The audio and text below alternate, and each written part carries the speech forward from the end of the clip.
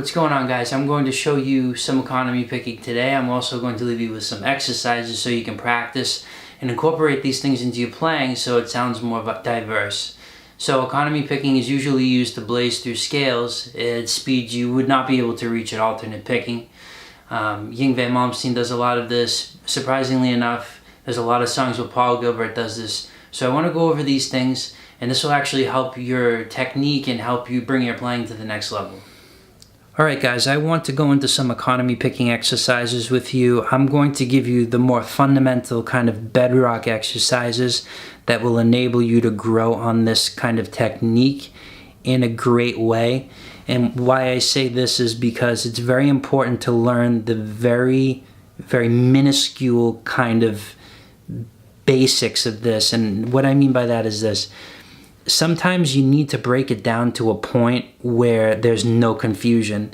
I feel that when some people teach really anything, they don't break it down enough, and that's what I want to do here. Bring to you these minuscule parts, put them together, and you can learn how to economy pick in the most effective way. Best way to start is I'm going to show you this exercise, and that is a 3-note per string exercise over 3 strings. Sounds like this.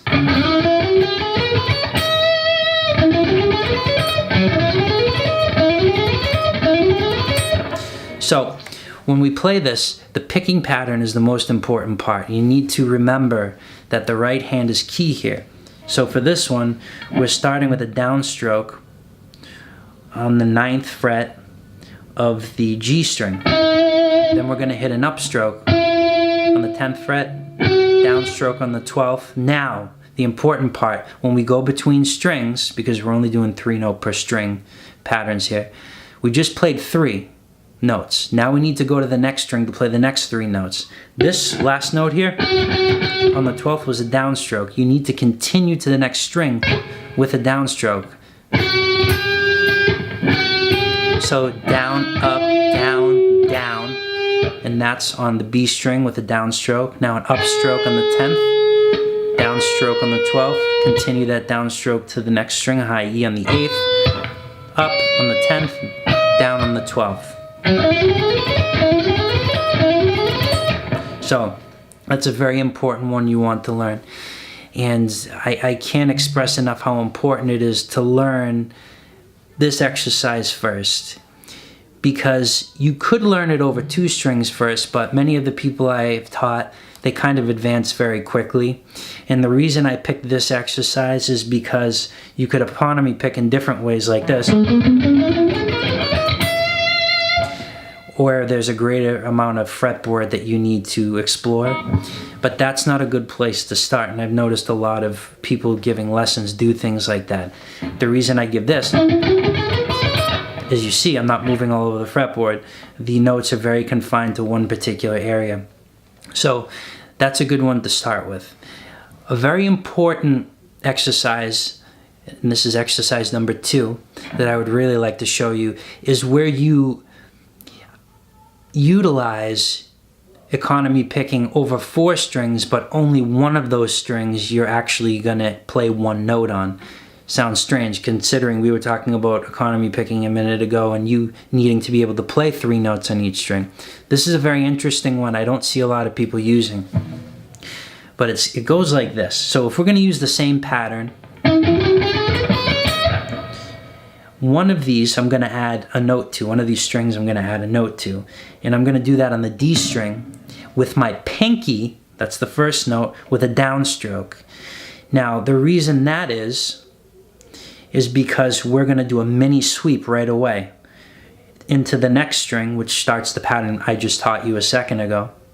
So if you're on that D string and you hit a downstroke with your pinky on the 12th fret, immediately within the first note, you're continuing that downstroke to the next string on the G, on the 9th fret, then you're going to continue that pattern. Up on the 10th, down on the 12th, downstroke, continue it to the next string on the B, down, up, down, down, up, down. So it sounds a little bit like this.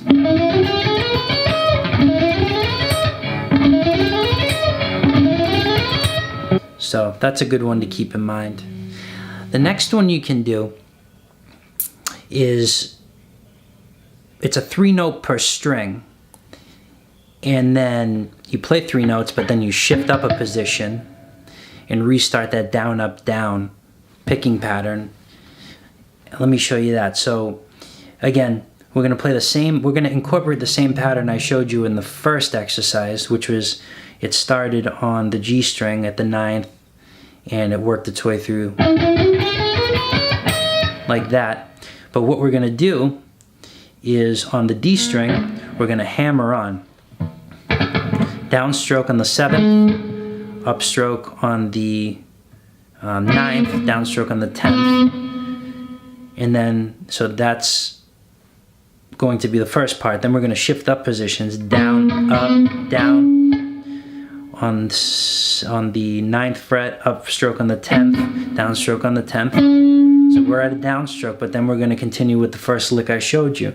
Downstroke to the next string on the G on the 9th, then up on the 10th, down on the 12th. Switch to the next string, continue that downstroke. 9, 10 is an upstroke, 12 is a downstroke. Continue the 12 to the next string, which is with a downstroke to the 8th fret in the high E, up, and then down. So sounding something like this.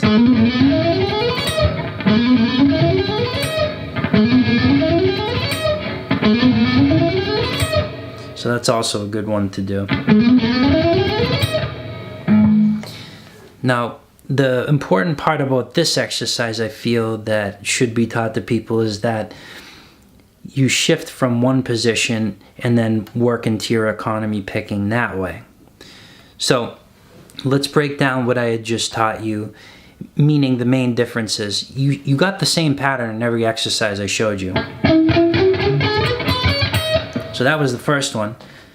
Then the next one was the same thing, but an added note. Then the last one, we did the same pattern, but we started with a picking pattern at the beginning where we did a slide.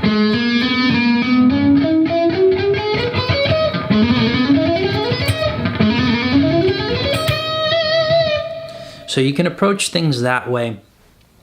It's very important, again, to work on the picking pattern with the right hand and to utilize these exercises in this exact order because it shows you how you can effectively navigate the fretboard once you've learned exercises that allow you to expand further on the fretboard. So, and this is my last point in this video, when you do this exercise, the very first one I showed you, you're in very close proximity. You're not really shifting positions. Then the next one's a little more difficult because it adds a note and a stretch here.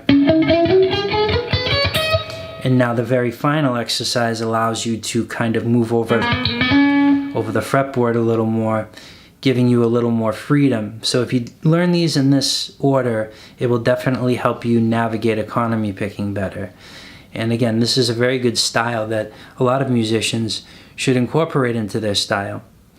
And it provides, again, economy of motion where you don't have to pick as much like you would in alternate picking. And because you use less energy, your right picking hand is more efficient and the notes can flow more fluidly. Now, another important thing to differentiate between economy picking and alternate picking, because alternate picking is down, up, down, up, down, up, down, up, no matter what you do. Things like that, is that you get a sharper pick attack on the on the alternate picking because you're picking every note in an opposite direction, so it's almost perfectly timed in its own way, but you're limited to how fast you can play things.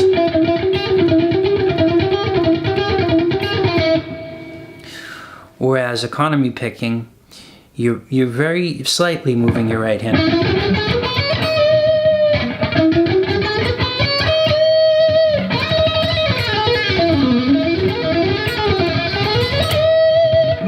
So that was all economy pick there, and you can essentially build up to things like that in your picking, where the motion on the right hand is very minimal. So I'll post tabs at the end of this video, and if you guys have any questions, feel free to send them to me or leave leave information in the comments too. If you have questions, I'll get back to you. And don't forget to subscribe to my channel. Thanks.